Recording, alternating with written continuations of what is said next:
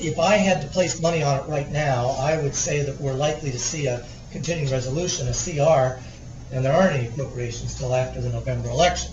And the reason I'm going to suggest that's the case is if you're the Democrats, do you really want to put up 12 earmark-laden, and they will be, appropriations bills where the likes of Jeff Flake, myself, Jeb Henseling, Scott Garrett, and I think we'd probably have some more join our little band of Merry Earmark Warriors this year, want to expose things like Shea Panisa's Berkeley earmark and bring all this up in the few months before an election.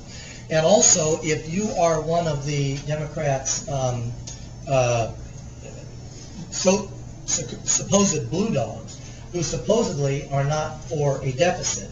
Well, after 3 years of declining deficit, Democrats are in charge 1 year, and what's going to happen? We're going to have the deficit go way up this year, go up to north of $400 billion, close to near where it was right after 9/11.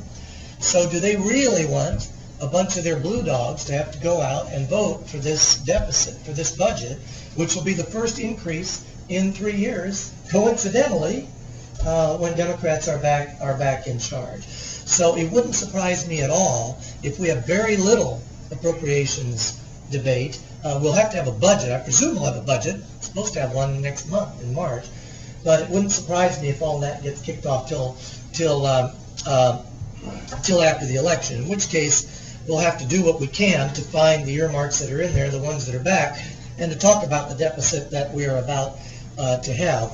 With respect to White House people are here, I am one of the people who oppose the stimulus package, which I believe the President is going to sign today. And I was the only person on the House to speak against it on the floor. And I will tell you that, and I'm happy to go through later, people want the 5 or 6 reasons that I opposed it. But let me say this from a political standpoint. One of the things that I fear now is we are going to have a deficit somewhere north of $400 billion this year. And obviously we know the fight we had with the Democrats on spending. That's using the President's budget, that it would be $400 billion. If the Democrats get what they want, it'll probably be 450 or 475 or who knows what. And the size of that deficit is going to make it ever more difficult for us to extend the Bush tax cuts.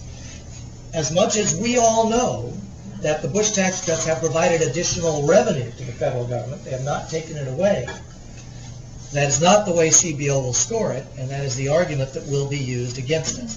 And that is one of the reasons that I opposed the stimulus package. I felt that what we were doing was giving a few people a little of their own money back, but I'm worried that what we're doing in 1 year, I'm worried that what we're doing is we're sacrificing the ability to allow most Americans to keep a lot of their money for years to come.